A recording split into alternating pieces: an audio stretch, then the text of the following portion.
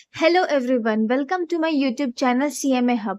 आज का हमारा टॉपिक है सिमुलेशन। सिमुलेशन टॉपिक मैं बता देती हूँ, ये आपका मॉड्यूल नंबर 4 ऑपरेशन मैनेजमेंट की book application of operation research production planning and control का यूनिट नंबर 8 4.8 है, जिस टॉपिक का नाम है सिमुलेशन एंड लाइन बैलेंसिंग। तो आज हम करेंगे सिमुलेशन। देखते हैं सिमुलेशन के बारे में क्या लिखा है। Simulation involves developing a model of real phenomenon and then performing experiments on the models involved. इसका मतलब बता रहा है कि सिमुलेशन जो है एक डेवलपिंग मॉडल है जो कि हमारे फेनोमेनन को बताता है और बताता है कि कैसे हम अपना परफॉर्म करें एक्सपेरिमेंट्स को, ताकि जो हमारा मॉडल है वो बन सके। Systems are copied and the variables and constants associated with it are manipulated in the artificial environment to examine behavior of the system. Systems जो होता है वो कॉपीड होता है दो फॉर्म में, वेरिएबल्स और कॉन्स्टेंट्स, जो कि जिसको हम लोग मैनिपुलेट करते हैं आर्टिफिशियल एनवायरनमेंट में एग्जामिन करने के बाद, जिसका बिहेवियर ऑफ द सिस्टम को हम लोग ऑब्जर्व करते हैं और नोट डाउन करते हैं। सिमुलेशन के 4 फेजेस होते हैं। पहला फेज है आपका definition of the problem and statement of objectives, मतलब कि प्रॉब्लम का क्या डेफिनेशन है और उसका स्टेटमेंट ऑफ ऑब्जेक्टिव्स। दूसरा है construction of an appropriate model, मतलब कि एक यही जो वेरिएबल्स और कॉन्स्टेंट्स के बारे में जो सिस्टम हमने ऑब्जर्व करके बनाया है उसी के बेसिस पे कंस्ट्रक्शन करना अप्रोप्रिएट मॉडल का।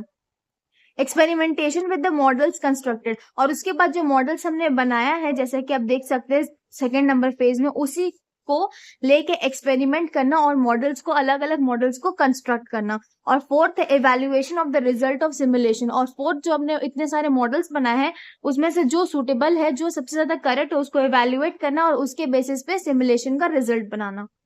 ठीक है, अब आप देखते हैं हम लोग Monte Carlo simulation.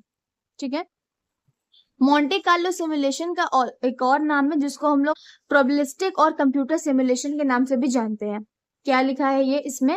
Numerical technique that involves modelling a stochastic system with objectives of predicting the systems behaviour. इसमें भी वही चीज बता रहा है कि सिस्टम का बिहेवियर को हम लोग प्रिडिक्ट करते हैं। This approach can be used when the given process has a random और चांस कंपोनेंट। बताया जा रहा है कि ये अप्रोच जो होता है ये इसको इस प्रोसेस में यूज करते हैं जब यहाँ पे रैंडम चांस लेते हैं हम लोग, या फिर किसी कंपोनेंट का या फिर किसी चांस का। ठीक है, इसका एग्जांपल है आपका एरोडायनेमिक टेस्टिंग। अब देखते हैं स्टेप्स जो इन्वॉल्व होता है सिमुलेशन के कैलकुलेशन में। पहला स्टेप आप देख सकते होंगे, फाइंड या फिर spot the probability from the frequency given. पहला स्टेप आपका ये है कि आप लोगों को क्या करना है, प्रोबेबिलिटी को स्पॉट करना है। जो जो फ्रीक्वेंसी आपके पास दिया हुआ है उसका फॉर्मूला है यहाँ पे दिया हुआ, प्रोबेबिलिटी, यहाँ पे P stands for probability, F stands for frequency और समेशन F तो आप सबको पता होगा। तो क्या है इसका पूरा, favourable outcome divided by total outcome. Steps 2 है आपका आइडेंटिफाई द क्यूमुलेटिव प्रोबेबिलिटी। आपने जो अभी फ्रीक्वेंसी बनाया ना उसमें से आपको क्यूमुलेटिव प्रोबेबिलिटी को आइडेंटिफाई करना है। उसके बाद है locate range of random numbers divided by range random numbers intervals. ठीक है, फोर्थ पॉइंट है आपका पिन पॉइंट या फिर identify the random numbers given in the range in which they fit and the corresponding values of those will be simulated data. एक सम करते हैं, इससे आपको सारे कॉन्सेप्ट समझ में आएंगे। मैं सारे सम्स आपको आपके स्टडी मटेरियल से कराऊंगी, इसलिए जब भी आप खोले मेरा वीडियो देखने से पहले आप अपना स्टडी मटेरियल खोल ले। ठीक है, एग्जाम्पल 38 पे आते हैं। State the major 2 reasons for using simulation to solve a problem. ठीक है, a confectioner sells confectionery items, past data of demand per week in 100 kilograms with frequency is given below. एक तरफ डिमांड दिया हुआ है, एक तरफ फ्रीक्वेंसी दिया हुआ है। Using the following sequence of random numbers generate the demand for the next 10 weeks. 10 weeks यहाँ पे दिया हुआ है, इसको आप हाईलाइट कर लें। Also find out the average demand per week, यहाँ पे रैंडम नंबर्स दिए हुए हैं। अब इसके आते हैं सोल्यूशन पे। कॉपी पेन निकाल लीजिए और मेरे साथ इसे स्टार्ट कीजिए।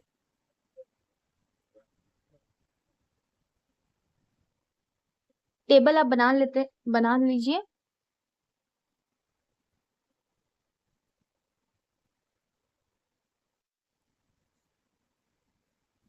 अब क्वेश्चंस में जो डिटेल्स दिए हुए हैं वो सारे हम लिखते हैं। डिमांड का पहले लिख लेते हैं,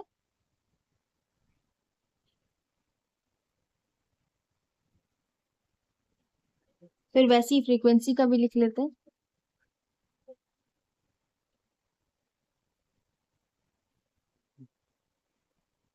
अब प्रोबेबिलिटी का मैंने आपको फॉर्मूला बताया था। अब अगर आप देखेंगे तो यहाँ पे देख सकते हैं, frequency divided by summation of frequency, favourable outcome divided by total outcome.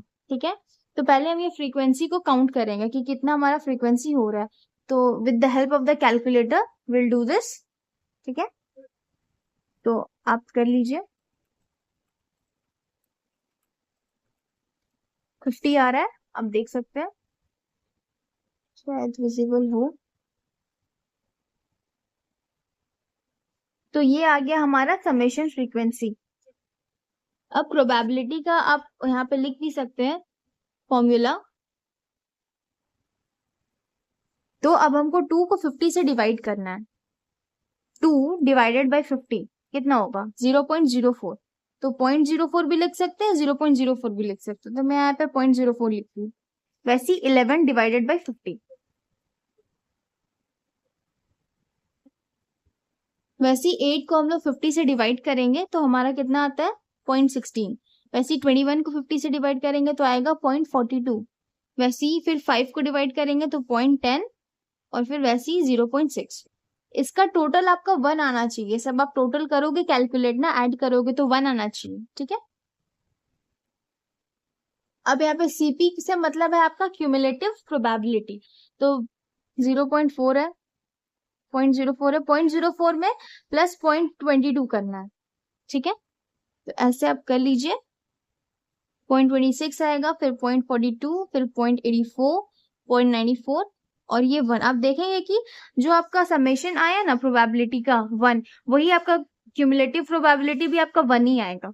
ठीक है, अब आपको रेंज बनाना है। तो यहाँ पे 4 तक एंड हो रहा है, तो हमारा हम लोग 4 नहीं लेंगे, हम लोग 4 से पहले वाला नंबर लेंगे। ठीक है, तो यहाँ पे 0 जैसे दिया हुआ है ना, तो 0 से लेके 3 तक। ठीक है, फिर 4 से लेके 26 है तो 26 का एक नंबर पहले 25, फिर 26 से 42 का एक नंबर पहले 41। वैसे करके हम सारे नंबर्स को जॉट डाउन कर देंगे।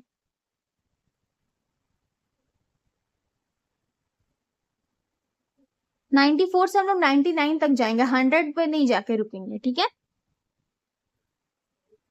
अब हमारा ये बन गया टेबल नंबर 1। ठीक है, अब इसमें क्या दिया हुआ है हम आपको बुक दिखाते हैं। As the given random numbers are of 2 digits, the range of random numbers has also been considered to have 2 digits only. Also, the range of random numbers corresponds to cumulative probability value which lies between 0 as well as 1 and can be correlated as numbers between 0 to 99. ठीक है, वही चीज बता रहा है जो table में हमने लिखा है।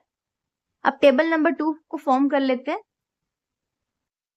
टेबल नंबर 2 में हमारे 3 कॉलम्स बनेंगे, वीक्स, रैंडम नंबर्स और डिमांड। तो वीक्स तो आप 1 2 3 4 करके लिख लीजिए, और रैंडम नंबर्स जो यहाँ पे दिया हुआ है वहां तक लिखना है। जैसे कि देखिए, रैंडम नंबर्स आप पहले आप लिख लीजिए 1 2 3 4 वीक्स 5 तक, रैंडम नंबर्स 35 52।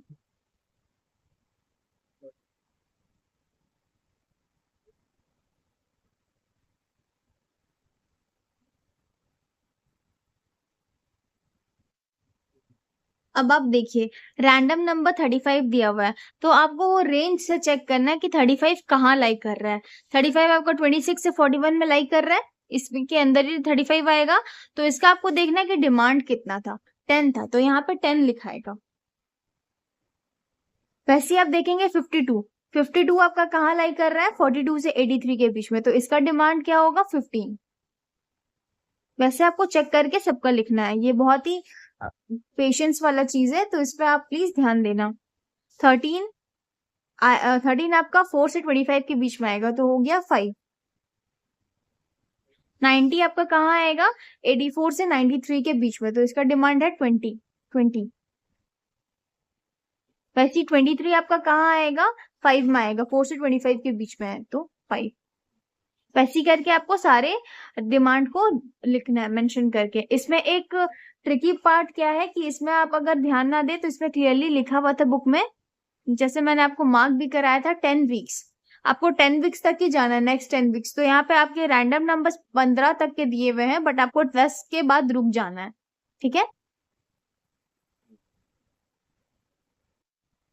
और फिर आप देख सकते हैं इन सब का टोटल करना है आपको। टोटल करके आपका आएगा 120। ठीक है, इसके बाद आपको क्या करना है,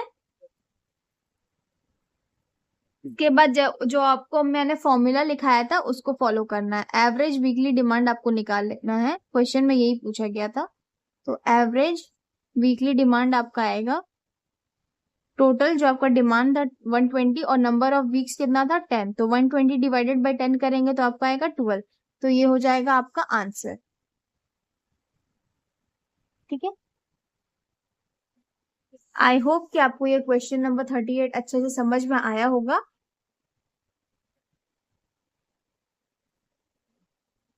अब क्वेश्चन नंबर 39 पे चलते हैं। क्वेश्चन नंबर 39 क्या बोल रहा है, the manager of a book store has to decide the number of copies of a particular tax law book to order. A book costs ₹60 and is sold for ₹80. Since some of the tax laws change year after year, any copy is unsold while the edition is not correct must be sold for ₹30. From past records, the distribution of demand for this book has been obtained as below. वैसे ही दिया हुआ है आपका, demand दिया हुआ है, proportion को आप यहाँ पे फ्रीक्वेंसी प्रोबेबिलिटी समझे, प्रोबेबिलिटी दिया हुआ है इसमें, आप यहाँ पे लिख भी सकते हैं ताकि आप कंफ्यूज ना हो। प्रोबेबिलिटी, ठीक है। Using the following sequence of random numbers generate the demand for 20 time periods years, इसको आप अंडरलाइन कर लीजिएगा, 20 time periods years. Calculate the average profit obtainable under each of the courses of action open to the manager, what is the optimal policy. ये question है, इसका format बनाते हैं। Question number 39 का मैंने डिमांड और प्रोबेबिलिटी क्वेश्चन से लिख लिया है। अब क्यूमुलेटिव प्रोबेबिलिटी लिख लेते हैं कैलकुलेट करके। 0.05 में +8 करेंगे तो आपका आएगा 0.1313। फिर ऐसे ही आप करते जाइए एड ऑन।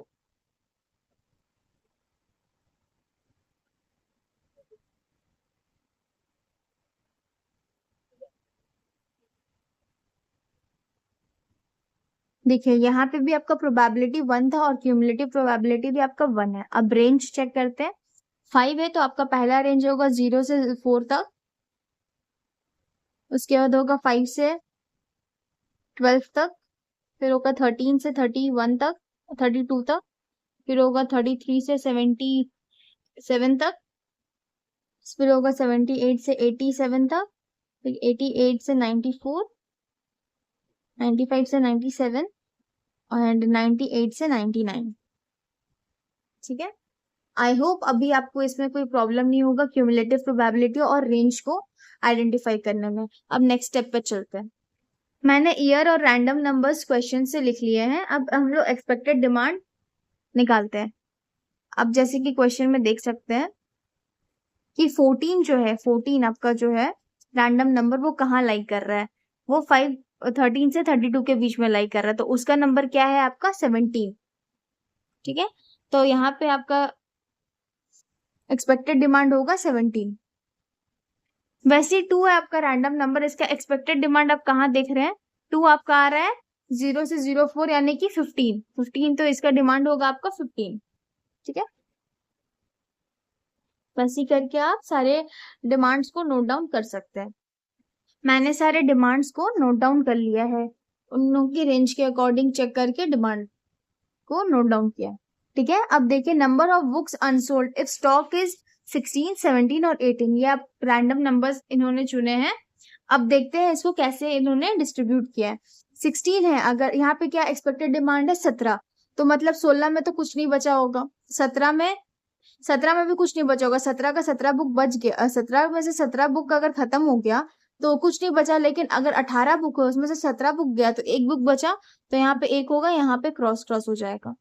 वैसे देखिए यहाँ पे 15 दिया हुआ है, तो 15 तो 16, 17, 18 तीनों से छोटा है, तो 15 अगर 16 बुक है उसमें से 15 बिका तो एक बचा, 17 में से 15 गया तो 2 बचा, और 18 बुक्स है लेकिन 15 ही गया तो उसमें सोल्ड हुआ तो 3 बुक्स बचा। ठीक है, लेकिन यहाँ पे देखिए 20 है, तो 20 बुक्स 20 बुक्स रिक्वायर्ड था और सारे बिक गए। ठीक है, तो यहाँ पे भी कुछ नहीं बचा, यहाँ पे भी कुछ नहीं बचा, इसमें भी कुछ नहीं बचा, सब खत्म हो गए। वैसे 22 है, मतलब कि 22 बुक्स सोल्ड हुए, तो ना 16 में बचा, ना 17 में बचा, ना 18 में बचा, 17 17 है तो 16 में भी कुछ नहीं बचा होगा। 17 तो 17 बुक गया तो 17 में भी कुछ नहीं बचा होगा।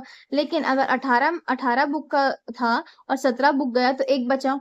वैसे ही देखिए 18 है तो फिर 16 का सारा बुक बिक गया होगा, 17 का भी सारा बुक बिक गया होगा और 18 का भी सारा बुक बिक गया होगा।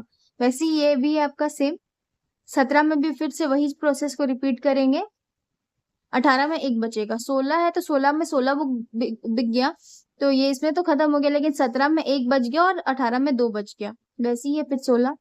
फिर 20 में तो किसी में नहीं बचा क्योंकि सब में से खत्म हो गए। फिर 17 है, वैसे ही आप करिए। फिर 15 है तो 15 तो आपका 15 बुक का रिक्वायरमेंट था तो 16 में एक बच गया, 17 में दो बच गया और 18 में तीन बच गया। फिर 18 है तो किसी में नहीं बचा। फिर से 18 किसी में नहीं बचा। 17 तो 16 17 में नहीं बचा, 18 में एक बचा। फिर 16 17 में एक नहीं बचा, 18 में एक बचा। 16 है तो 16 आपका 16 का 16 बुक बिक गया। लेकिन 17 और 18 में एक और दो बच गया। फिर 20 है तो किसी में नहीं बचा और 18 भी किसी में नहीं बचा। ठीक है, आई होप आपको ये समझ में आया होगा। मैं फिर से एक बार बता देती हूँ। 17 बुक की रिक्वायरमेंट थी तो जिसमें 16 बुक थे तो उसके 16 के 16 बिक गए। 17 था तो 17 का 17 बिक गया। लेकिन 18 बुक था तो उसमें से 17 बुक बिका तो एक बचा। वैसे 15 बुक का रिक्वायरमेंट था तो 16 में से 15 गया तो एक बचा इसके पास 16 के शेल्फ में। 17 के अनसोल्ड बुक्स में से 15 गया तो दो बच गया, दो अनसोल्ड बुक्स रह गया। वैसे 18 में तीन। वैसे ये प्रोसेस को रिपीट किया गया है। ठीक है, फिर हम देखेंगे कि 16 में हमारे कितने अनसोल्ड बुक्स रहे। तो 16 में हमारा एक रहा ये और एक रहा ये, तो दो बुक अनसोल्ड रहे। 17 के कॉलम में देखेंगे तो यहाँ पे दो, फिर यहाँ पे एक एक दो एक, यानी कि 7। फिर 18 में आप देखेंगे तो कैलकुलेट करेंगे, बहुत सारे बुक्स अनसोल्ड थे तो 18 बुक्स रहेंगे आपके। ठीक है, ये हो गया। आप यहाँ पे लिख सकते हैं unsold books.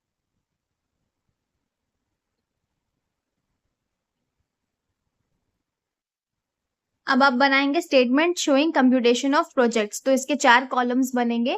Number of books ordered, number of books sold in 20 years, net profit, average profit divided by number of years. यहाँ पे आप ब्रैकेट में 20 भी लिख सकते हैं नंबर ऑफ ईयर्स में। ठीक है, अब आप बोलेंगे कि मैम आपने 20 ईयर्स क्यों लिया? क्योंकि आपके क्वेश्चन में क्लियरली मेंशन था। आप देख सकते हैं कि using the following sequence of random numbers generate the demand for 20 time periods. It's clearly mentioned in the question.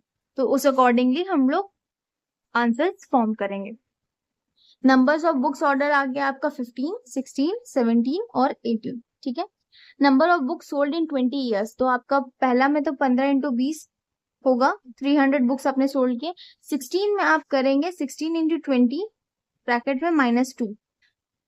ठीक है, -2 क्यों मैम आप बोलेंगे? तो मैंने आपको देखिए, आपको मैंने कराया था कि 16 में कि आप देखेंगे कि स्लॉट में आपके दो अनसोल्ड बुक्स थे, आपने यहाँ पे लिखा भी था, तो वो अनसोल्ड बुक्स को हम यहाँ पे माइनस करेंगे। ठीक है, तो 16 इंटू 20 जो आएगा उसमें से -2 कर देंगे।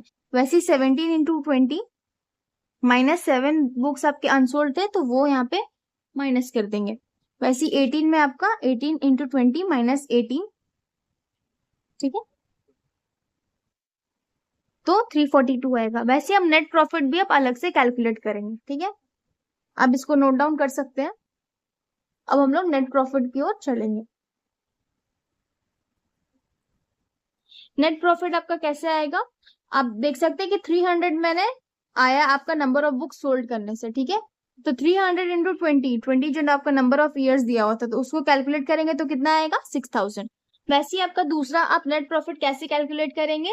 318 जो आपका आया है उसको मल्टीप्लाई करेंगे 20 से। ठीक है, इसको एक ब्रैकेट में लेंगे, -2 जो आपके अनसोल्ड बुक्स थे इंटू 30 करेंगे। आप पूछेंगे कि मैम आपने 30 क्यों किया?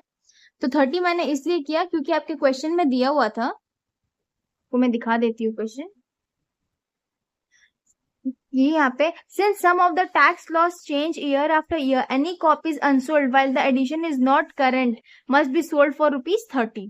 तो इसलिए हम लोग अनसोल्ड बुक्स का कैलकुलेशन कर रहे हैं, तो यहाँ पे अनसोल्ड बुक का यहाँ पे ₹30 प्राइस लिया गया। वही अगर हम लोग सोल्ड का करते तो हम लोग 30 की जगह 60 लेते। ठीक है, तो वही यहाँ पे कैलकुलेशन करते हैं। 318 इंटू 20 फिर -2 इंटू 30, तो आपका आ रहा है यहाँ पे अमाउंट 6300। ठीक है, फिर वैसे ही हम दूसरे वाले का भी कैलकुलेट करेंगे। 333 इंटू 20 माइनस ब्रैकेट में रहेगा ये -7 इंटू 30, तो ये आपका आ रहा है अराउंड 6450। वैसे हम लोग 18 वाले का भी करेंगे। इसका है 342 इंटू 20 माइनस 18 इंटू 30, जो आपका आ रहा है 6300। ठीक है, अब इसको हम एक कॉलम में बना लेंगे। आपको विजिबल होना चाहिए, आपको विजिबल होगा।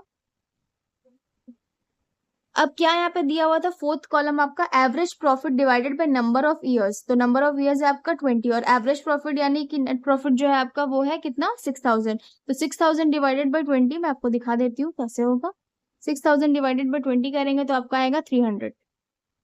ठीक है, फिर वैसे 300 को आप डिवाइड करेंगे 20 से तो आएगा आपका 315, जैसे मैंने कैलकुलेट किया है। 6000 divided by 20 300, 63 divided by 20 315 and so on the process goes on. ठीक है, उसके बाद भी आपका सोल्यूशन एंड नहीं हुआ है, इसके बाद भी एक प्रोसेस है, उसको हम लोग फिगर आउट करते हैं। उसके बाद क्या करना है आपको, नेट प्रॉफिट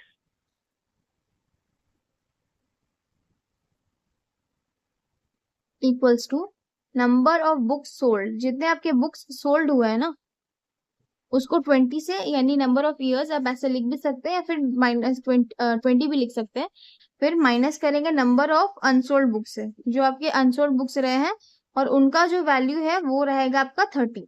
ठीक है, आपका सेलिंग प्राइस भी आपके क्वेश्चन में दिया हुआ है। सेलिंग प्राइस पर बुक है आपका 80 और आपका कॉस्ट पर बुक है 60। ठीक है, तो प्रॉफिट माइनस कॉस्ट कर देंगे तो आएगा आपका 80 माइनस 60 इक्वल्स टू 20। ठीक है, सेलिंग प्राइस आपको पता है तो लॉस कितना आपको इनकर हो रहा है, क्योंकि अगर सोल्ड करते हैं तो आपको पता है वो 60 होता है और अनसोल्ड है तो 30, तो 60 माइनस 30 इक्वल्स टू 30। ठीक है, तो अगर आप देखेंगे तो मैक्सिमम प्रॉफिट आप किसमें कमा पा रहे हैं, मैक्सिमम प्रॉफिट आप कमा पा रहे हैं 17 बुक्स को सोल्ड करने पे। ठीक है, since profit is maximum for 17 books order, the optimal policy is to order 17 books per year. अब आप बोलेंगे कि मैक्सिमम प्रॉफिट आप कैसे बता पाए मैम कि 17 है, तो देखिए यहाँ पे average profit by year, profit divided by number of years, तो आपका 15 अनसोल्ड बुक्स में आपका 300 है, 16 में 315 है, 17 में 322 है और 18 में 315 है, तो सबसे ज्यादा प्रॉफिट किस में बना रहे हैं 322 में, तो इसलिए इसका आंसर होगा आपका 17 बुक्स ऑर्डर। ठीक है, आई होप आपको ये क्वेश्चन अच्छे से समझ में आया होगा। अब आते हैं नेक्स्ट क्वेश्चन पे, क्वेश्चन नंबर 40।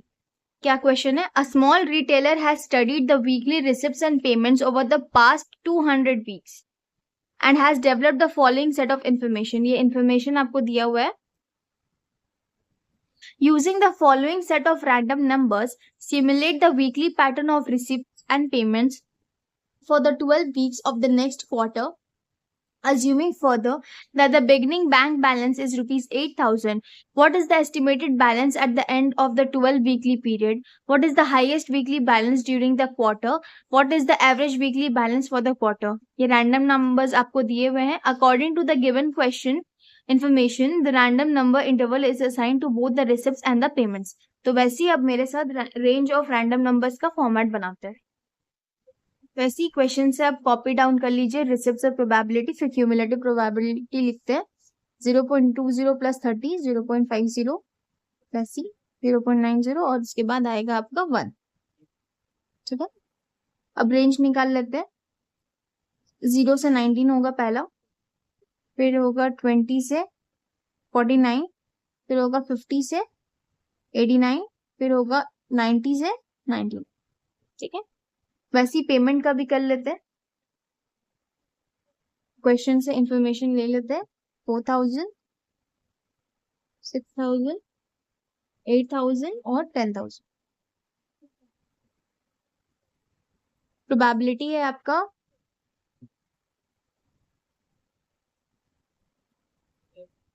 ये प्रोबेबिलिटी आपका हमेशा 100 आएगा। ठीक है, आप कभी भी देखोगे तो ये 100 ही आएगा।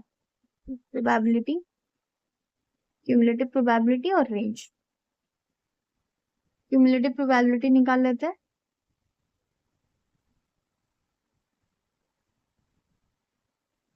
अब रेंज निकाल लेते हैं। 30 तक है तो 0 से 29, फिर 30 से 69, फिर 70 से 89, फिर 90 से 99।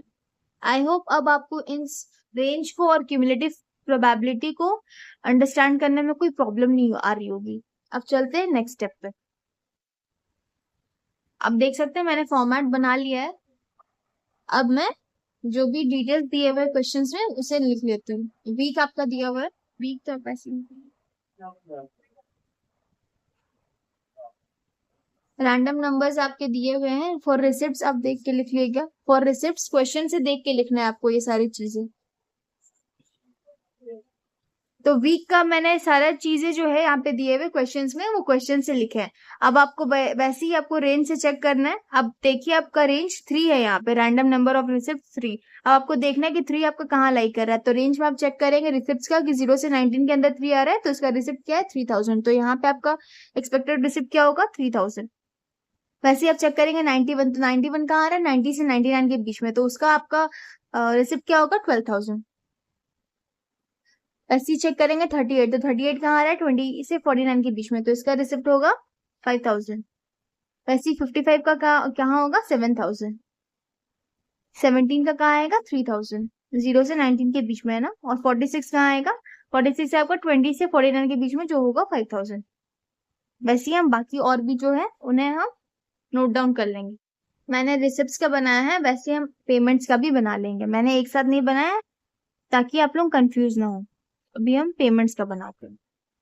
वैसे वीक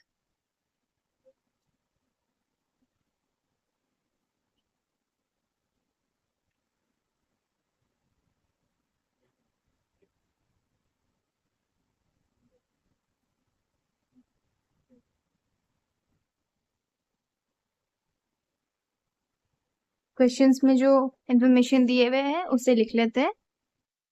ये मैंने पेमेंट का भी वैसे ही कर लिया है। जैसे मैंने एक्सपेक्टेड रिसिप्ट्स का निकाला था, वैसे ही मैंने एक्सपेक्टेड पेमेंट्स का भी रेंज को चेक करके उनका डिमांड ले लिया। ठीक है, अब इसमें ट्रिकी पार्ट है यहाँ पे वीक एंड बैलेंस। तो आप बोलेंगे वीक एंड बैलेंस कैसे निकलेगा मैम, तो उसका मैं आपको ट्रिक बताती हूँ। वीक एंड बैलेंस पहले रिसिप्ट्स का निकाल लेते हैं। For receipts and payments both एक साथ ही है ना दोनों का, दोनों को एक साथ। इसका आपको मैं फॉर्मूला दे रही हूँ, वीक एंड बैलेंस जो कि आपके क्वेश्चन में मेंशन्ड है 8000 प्लस एक्सपेक्टेड रिसिप्ट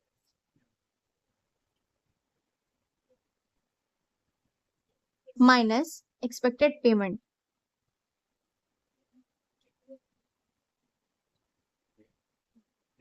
ठीक है, तो वीक एंड बैलेंस तो आपका 8000 रहेगा हमेशा। आपके क्वेश्चन में दिया हुआ है, एक बार आप चेक कर लीजिए। एक बार मैं आपको दिखा देती हूँ। देखिए यहाँ पे दिया हुआ है, using the following set of random numbers simulate the weekly pattern of receipts and payments for the 12 weeks of the next quarter, assuming further that the beginning balance is 8000। ठीक है, beginning balance तो उस according आप deal करेंगे। तो 8000 आपका weekend balance रहेगा। ठीक है, बिगनिंग बोलिए या एंड बोलिए। ठीक है, उसके बाद आपको देखना है कि आपका एक्सपेक्टेड रिसिप्ट कितना है। तो एक्सपेक्टेड रिसिप्ट है आपका पहला वीक 1 का है 3000, तो 3000 होगा। और फिर माइनस होगा आपका एक्सपेक्टेड पेमेंट जो था आपका वीक 1 में, जो कि था आपका 6000। ठीक है, तो आपका पहला वीक 1 आप ऐसा लिख सकते हैं 1। ठीक है, तो आप कैलकुलेटर के हेल्प से कीजिए 8000 प्लस 3000 इक्वल्स टू माइनस 6000, तो आपका आंसर आएगा 5000। ठीक है, ऐसे ही मैं आपको दूसरा भी करके दिखा देती हूँ। दूसरे में भी आपका वीक एंड बैलेंस 8000 है। एक्सपेक्टेड रिसिप्ट है आपका वीक 2 का है आपका 12000। ठीक है, 12000 और माइनस आपका एक्सपेक्टेड पेमेंट कितना है, आप देखिए यहाँ पे दिया हुआ है 10000, तो minus 10000। Again with the help of calculator 8000 plus 12000 minus 10000, तो आपका आंसर कितना आएगा। Sorry, it was my mistake. आपका जो बैलेंस आया ना 5000, ये 5000 आपका बिगनिंग बनेगा। अब अगले वीक 2 का आपका बिगनिंग जो होगा वो होगा 5000। ठीक है। प्लस इसमें जो आपका एक्सपेक्टेड रिसिप्ट है 12,000 माइनस आपका एक्सपेक्टेड पेमेंट जो है वो 10,000। तो अब कैलकुलेट करके देखते हैं। 5,000 प्लस 12,000 माइनस 10,000, तो आपका आंसर आएगा 7,000। ठीक है। फिर वैसे ही वीक 3 में आप देखेंगे कि 8,000 को नहीं लेना, जो बैलेंस आपको आएगा ना उसको लेना। तो बिगिनिंग में आपका 7,000 प्लस आपका एक्सपेक्टेड रिसिप्ट कितना है वीक 3 का, आप देखिए यहाँ पे दिया हुआ है 5,000। तो प्लस 5,000 माइनस आपका वीकली पेमेंट कितना है थर्ड वीक का 6,000, तो 6,000 होगा माइनस। ठीक है। तो 12 माइनस 6 हो गया आपका 6,000। ऐसे ही आपको कंटिन्यू करना है। मैं वीक 4 और 5 एक और बता देती हूँ।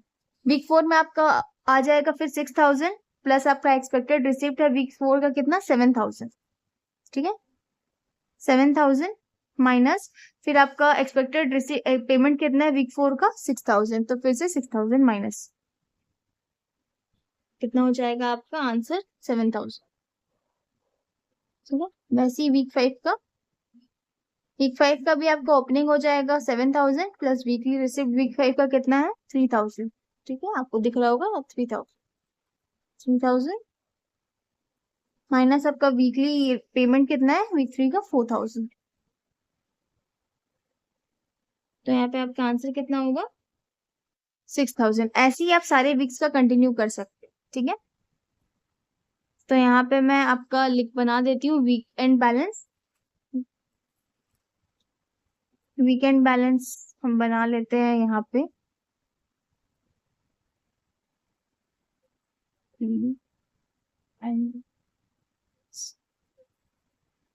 ठीक है। अब आपको समझ में आ गया होगा। मैं यहाँ पे 1 का लिख देती हूँ। 1 का आपका कितना है।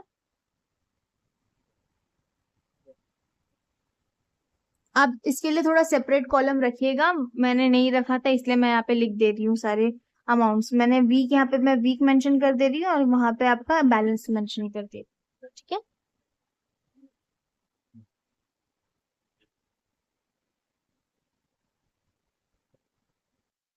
आप देख सकते हैं मैं यहाँ पे दिखा रही हूँ वीक एंड बैलेंस। यहाँ पे वीक है, ये भी वीक है आपका 9, 10, 11, 12 और यहाँ पे इसका एंड बैलेंस है। ठीक है। 12 वीक का आपका बैलेंस 3,000 नेगेटिव है। ठीक है। अब आपको क्या करना है ना, estimated balance at the end of 12th week. 12th week तो ये आपका है 3,000। 12th वीक में आपका कितना है नेगेटिव है ना 3,000। ठीक है। फिर हाईएस्ट बैलेंस आपको चेक करना है कि 1 से 12th वीक तक आपका हाईएस्ट बैलेंस कितना रहा है। तो हाईएस्ट बैलेंस आपका रहा है वीक नंबर 4 में 7,000 और वीक नंबर 2 में भी 7,000। तो हाईएस्ट आपका कितना है 7,000। तो यहाँ पे आप लिख देंगे 7,000। फिर आप निकालेंगे एवरेज बैलेंस। तो एवरेज बैलेंस जो है आपका ड्यूरिंग द क्वार्टर वो आएगा 45,000। अब आप बोलेंगे कि 45,000 कैसे है, इसको डिवाइड करेंगे 12 से। 45,000 कैसे है, तो इन सब का समेशन, इन सबको ऐड करेंगे ना आप। ऐड करने के बाद 5,000 7,000 सारे वीक्स को ऐड करने के बाद 12th वीक का 3,000 माइनस करने के बाद आप चेक करेंगे तो ये आएगा 45,000। मैं आपको चेक भी करा देती हूँ। देखिए आप देख सकते हैं 5,000 प्लस 7,000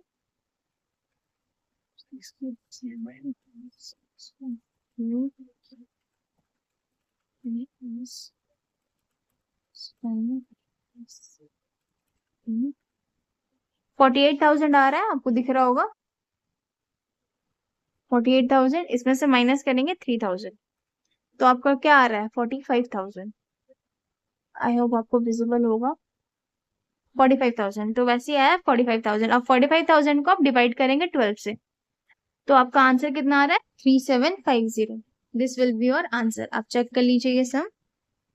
सिमुलेशन बहुत स्कोरिंग है, आपको कॉन्सेप्ट अच्छे से समझ में आ जाए इससे गारंटीड है कि आपके एग्जाम में सम आता ही आता है। 7 नंबर का कॉन्सेप्ट है, 7 नंबर का सम आएगा ही आएगा आपके क्वेश्चन में। ठीक है। इसको लोग स्किप करते हैं बट आप स्किप मत करिएगा अगर आप मेरे स्टूडेंट है तो। एक बार आप चेक कर लीजिए, फोटो लेना चाहते हैं तो आप फोटो भी ले सकते।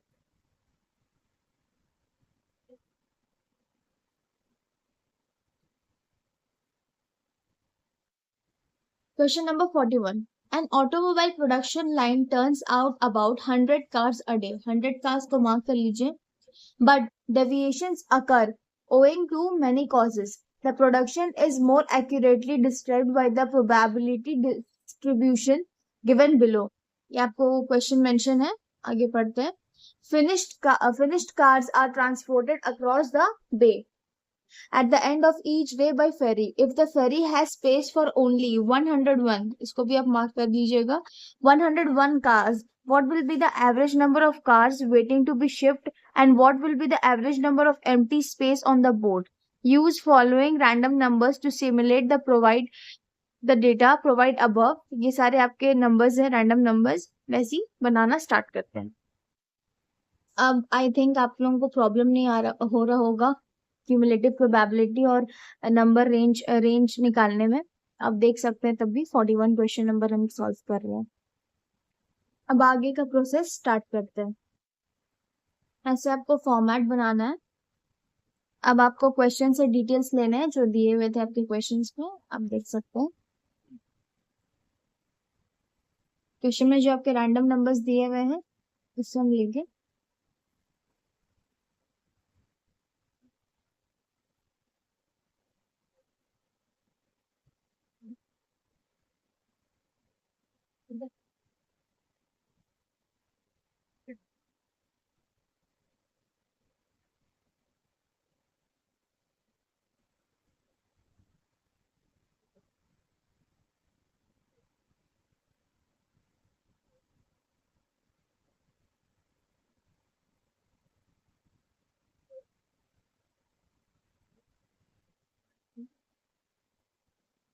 ऐसे हम प्रोडक्शन चेक करेंगे. अब 20 हमारा कहाँ लाई कर रहा है. अब देखें 20 हमारा 8 से 15 से 24 के बीच में लाई कर रहा है तो उसका आप लेंगे प्रोडक्शन 98. ठीक है तो होगा 98. वैसे यहाँ पे 63 दिया हुआ है. 63 आप देखेंगे यहाँ पे कहाँ 63 दिया हुआ है तो वो दिया हुआ है 60 से 74 के बीच में तो उसका प्रोडक्शन है 101. 101 तो हम 101 लिखेंगे. वैसे ही बाकी सबको भी नोट डाउन कर लेंगे. मैंने 3 कॉलम्स को रेडी कर लिया है. अब दूसरा कॉलम है आपका, फोर्थ कॉलम है number of cars waiting to be shift. तो जैसा कि मैंने आपको क्वेश्चन में भी मार्क कराया था, आप देख सकते हैं कि if the ferry has space for only 101 cars, it's clearly mention. तो आपको 101 कार्स के अकॉर्डिंग ही आपको एवरेज लेना है. तो अगर number of cars waiting to be shift है तो 101 एवरेज है हमारा. तो 98 तो 101 से छोटा है तो 98 का तो 98 कार्स चल गया तो यहाँ पे कुछ नहीं रुका. वैसे 101 है तो 101 का पूरा स्पेस गया, इसमें भी कुछ नहीं बचा. 100 है तो इसमें भी कुछ नहीं बचा. 98 फिर कुछ नहीं बचा, फिर 100 में नहीं बचा, फिर 100 में नहीं बचा, फिर नहीं, फिर 101 है फिर भी नहीं बचा. 101 तक है, फिर 103 है. 103 है तो आपका 101 तक ही आपका एवरेज है तो 2 आपका बच रहा है यहाँ पे तो 2 यहाँ लिखाएगा. ठीक है फिर ऐसे 99 में भी कुछ नहीं बचेगा. फिर 102 है तो 1 बचेगा. फिर 100 में भी कुछ नहीं, 99 में भी कुछ नहीं, 104 है तो 3 बचेगा और 98 है तो कुछ नहीं बचेगा. ठीक है इसको आप ऐड कर लीजिएगा तो आएगा 3 4 6 होगा यहाँ पे. ठीक उसके बाद वैसे ही आइए लास्ट कॉलम पे number of empty spaces on the boat. अब आपको बताना है कि एम्प्टी स्पेसेस कितने हैं बोट में. तो अगर 101 माइनस 98 करेंगे तो कितना बचा 3. मतलब कि 101 लोगों की बैठने की जगह थी बट 98 ही लोग बैठ पाए हैं तो कितने एम्प्टी स्पेस गए 3 स्पेस गए. वैसे 101 है तो कुछ नहीं बचा. 100 है तो 1. आपको 101 को एवरेज लेके डिडक्ट करते जाना है बस, सिंपल.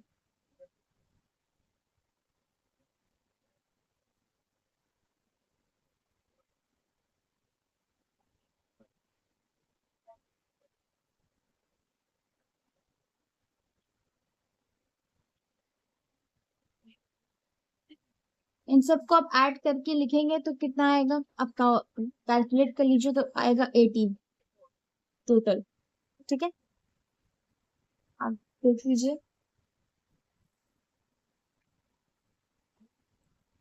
अब आगे चलते हैं. तो आपसे पूछा गया था कि average number of cars waiting to be shift कितना होगा पर डे का. तो अब निकालेंगे एवरेज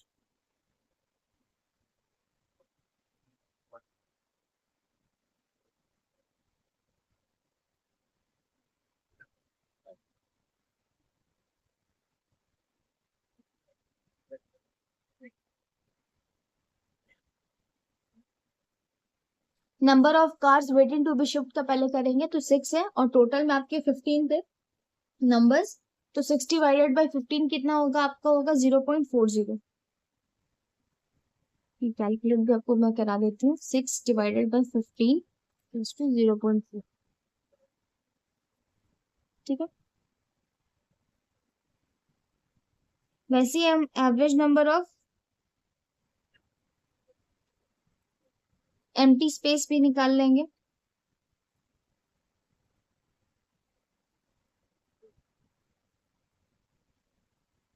तो वो हमारा कितना था? 18। 18 डिवाइडेड बाई 15 करेंगे तो कितना आएगा? आएगा 1.2। तो ये हो गया आपका आंसर। पर डे लिखना मत भूलिएगा। सिमुलेशन के ऐसे ही क्वेश्चंस एग्जाम में आते हैं, तो प्लीज इसको आप एग्जाम ओरिएंटेड करके लास्ट डेरिवेशन के लिए मार्क कर लीजिएगा एलडीआर लिख के। ठीक है। ये आपके क्वेश्चन नंबर 41 थे। क्वेश्चन नंबर 43 पे आते हैं। 43 और 42 आपका सेम जैसे ही है, इसलिए मैं 43 थोड़ा ज्यादा कॉम्प्लेक्स है, एग्जाम ओरिएंटेड है, इसलिए मैं 43 पहले करा रही हूँ। ठीक है। After observing happy conjunction of customers over a period of time in a petrol station, Mr. Metro has decided to set up a petrol pump facility on his own in a nearby site. He has complied statistics relating to the potential customers' arrival pattern and service pattern as given below. He has also decided to evaluate operations by using the simulation technique. तो ये आपको दिया हुआ information arrivals का और services का। आगे दिया हुआ अजम्पशन से आपको ये लेना है कि the clock starts at 8 AM और PM, जो भी AM ही होगा। ओनली वन पम्प में setup the following 12 random numbers are to be used to depict the customer arrival pattern. ये आपके 12 रैंडम नंबर्स दिए हुए हैं अराइवल पैटर्न के लिए और वैसे ही 12 नंबर्स दिए सर्विस पैटर्न के लिए।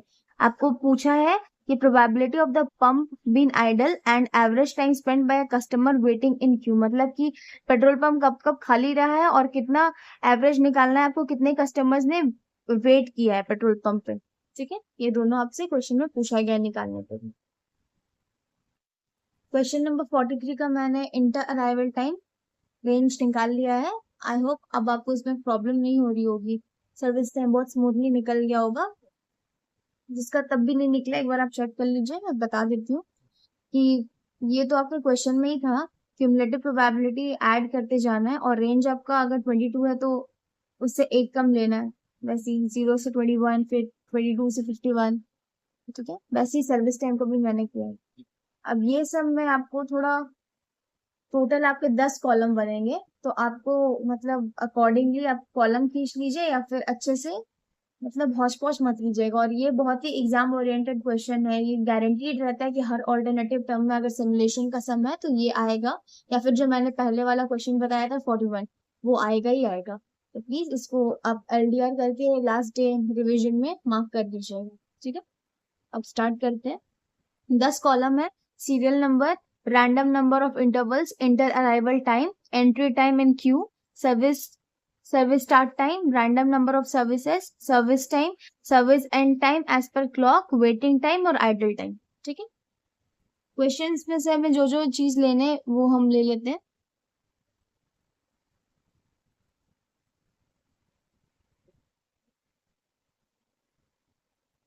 ये हो गया हमारा सीरियल नंबर।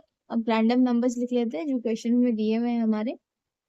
पहले हम इंटरवल्स का लिख रहे हैं, अराइवल्स का लिख रहे हैं। ठीक है।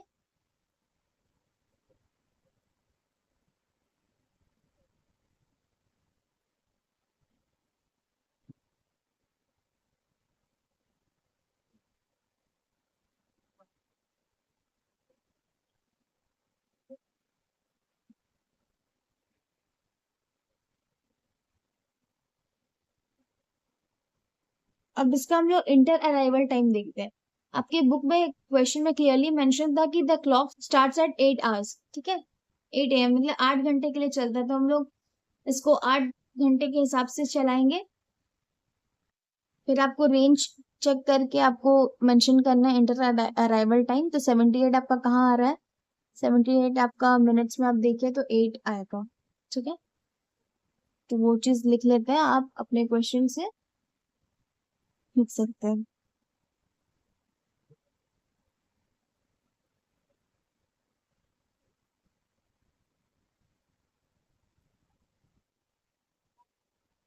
ठीक है, अब एंट्री टाइम आपका 8 बजे है, ठीक है, लेकिन यहाँ पे इंटर अराइवल टाइम आपका कितना दिखा रहा है, 8 मिनट। इसको मिनट्स में आपको लेना है। ठीक है, तो 8 बजे प्लस 8 मिनट तो कितना हुआ, 8 बज के 8 मिनट, तो यहाँ पे होगा 8 बज के 8 मिनट। वैसे ही 8 बज के 8 मिनट में प्लस 4, ठीक है, तो ये हो जाएगा 8 बज के 12। फिर उसमें प्लस 10, तो 8 बज के 22। फिर प्लस 2, 8 बज के 24। फिर ऐसे ही आप करिए।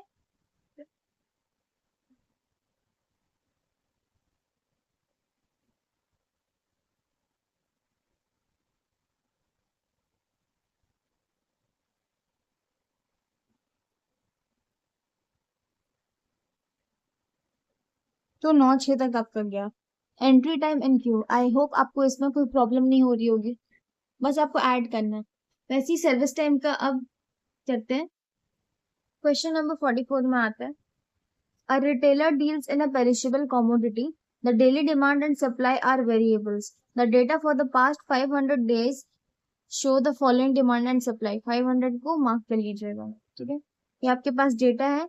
The retailer buys the commodity at 20 per kg and sells at 30 per kg.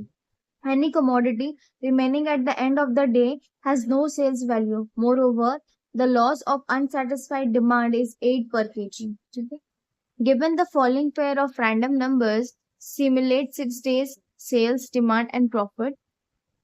आपको 6 days का दिया हुआ है। The firm's random number in the pair is that of supply and the second random number is demand. मतलब ये आपका denote करेगा supply और ये आपका डिनोट करेगा डिमांड। ठीक है, चलिए स्टार्ट करते हैं। क्वेश्चन नंबर 44 में एक ट्विस्ट है। सप्लाई तो आपको दिया हुआ है लेकिन प्रोबेबिलिटी आपको मेंशन नहीं है। लेकिन अभी आपको मैंने क्वेश्चन में मार्क कराया था ना, the data for the past 500 days shows from the following demand and supply, उस वो ट्रिक है, उसके थ्रू आप निकालेंगे अपना प्रोबेबिलिटी। ठीक है, देखिए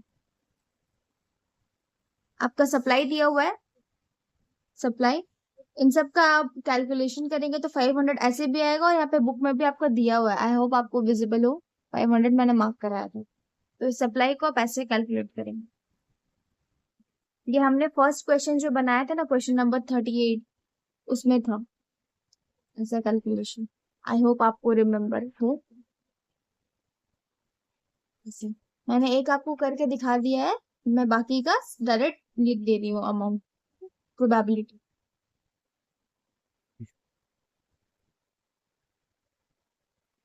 क्यूमुलेटिव तो आप सब निकाल लेंगे, बस ऐड करते जाना।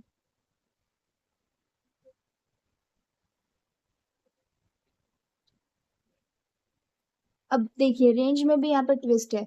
रेंज आपका यहाँ पे 0 से 0.08 बनेगा, तो पहले आपको वैसा रेंज बनाना है, आपको शो करना होगा क्वेश्चन में। फिर 0.08 से बनेगा आपका 0.18।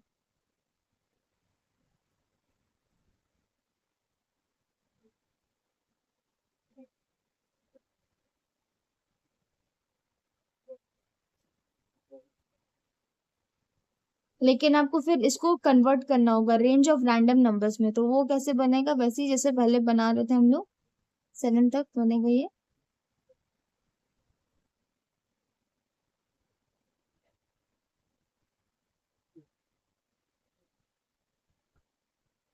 ठीक, आई होप आपको समझ में आया होगा, विजिबल होगा। वैसे डिमांड का भी निकाल लेते हैं।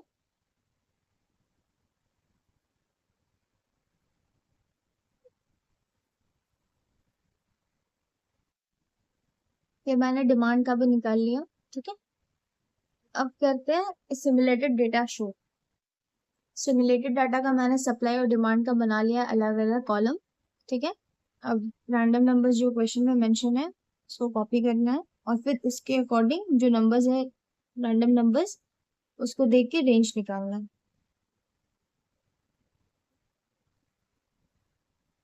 आई थिंक कि अब आप लोग बहुत फ्लेक्सिबल हो गए होंगे, इनफैक्ट मेरे से भी पहले निकाल लिए होंगे तो।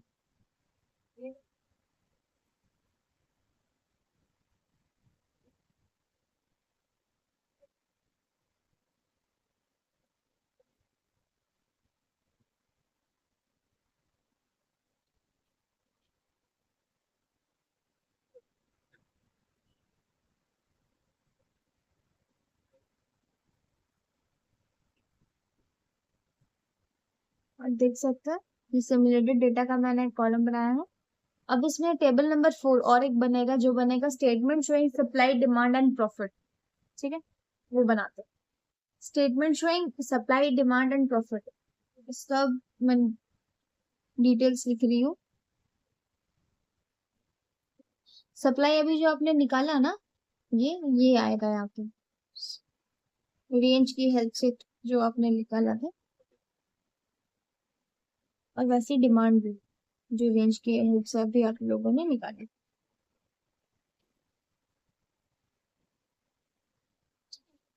अब सेल्स रेवेन्यू का मतलब यहाँ पे जो है, इसको आप ABC लिख लीजिए। डी, इससे आपको इजी रहेगा कैलकुलेशन बिठाने में। अभी हम फोर्थ कॉलम का बात कर रहे हैं, डी का। तो इसमें क्या बता रहा है, आपको सेल्स रेवेन्यू निकालना। तो सेल्स रेवेन्यू निकालने के लिए आपको बस इसका मल्टीप्लीकेशन करना है।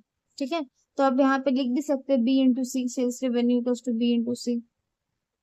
30 × 20 600, 40 × 40। आपका जो सेल्स रेवेन्यू है ना वो 30 रहेगा, सेल्स आपका 30 रहेगा। आपके क्वेश्चन में दिया हुआ है, मैं फिर से दिखा देती हूँ। दिया हुआ है the retailer buys the commodity at 20 and sells it at 30। ठीक है, तो आपको सारी चीजों को मल्टीप्लाई करना है 30 से। तो 40 × 30 हो गया आपका 1200। ठीक है, वैसे ही आपका हो गया 20 × 30 600, 10 × 30 300। सी गलत होगा। 30 × 30 900, और वैसे 40 × 30 आपको हो गया 1200। ठीक है, आपके बुक में ये आंसर गलत दिया हुआ है, इसलिए आप मेरे आंसर को प्लीज फॉलो करें। उसमें कैलकुलेशन मिस्टेक किया गया, किसी किसी में सही लिखा गया है, किसी किसी में गलत लिखा गया है। ठीक है, अब कॉस्ट निकालना है। तो कॉस्ट के लिए मैंने बताया ना कि परचेज आप कर रहे हैं 20 रुपीज में और सेल कर रहे हैं 30 रुपीज में। तो जो आपका अमाउंट आएगा उसको आपको, जैसे आपने अभी सेल किया था ना, तो सेल का अमाउंट 30 था, तो उस 30 से आपने सप्लाई को मल्टीप्लाई किया था। वैसे ही कॉस्ट के लिए आप 20 रुपीज था, तो 20 रुपीज को जो है आप सप्लाई से मल्टीप्लाई करो। ठीक है, तो 20 × 30 हो गया 600, फिर 20 × 40 हो गया 800, ऐसे करके 20 × 20 400, 200 600 800। ठीक है, फिर लॉस ड्यू टू डिमांड। अब 600, अब यहाँ पे 900 है, 900 माइनस 600 जाएगा तो यहाँ पे बचेगा 300। ठीक है, पर आपको सब्ट्रैक्ट करना है। आप यहाँ पे लिख सकते हैं D-E। ठीक है, फिर 12 - 8 कितना हो गया 400। वैसी कैलकुलेशन।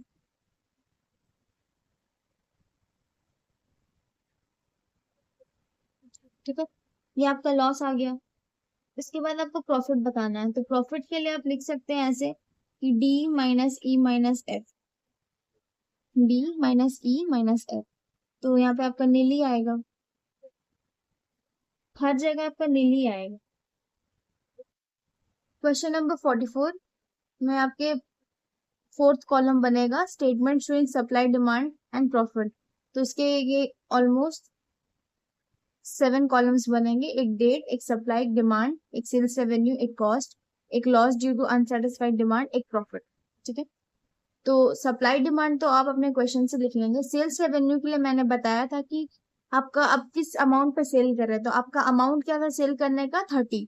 तो आपको जो भी है सप्लाई में जो भी फिगर्स लिखे हैं उसको आपको जो सेल्स का अमाउंट है, सेल का जो फिक्स प्राइस है 30 रुपीज, उससे आपको मल्टीप्लाई करना है। ठीक है, तो आप देख सकते हैं 30 × 30, फिर 40 × 30, ऐसे करके ये प्रोसेस रिपीट हुआ है।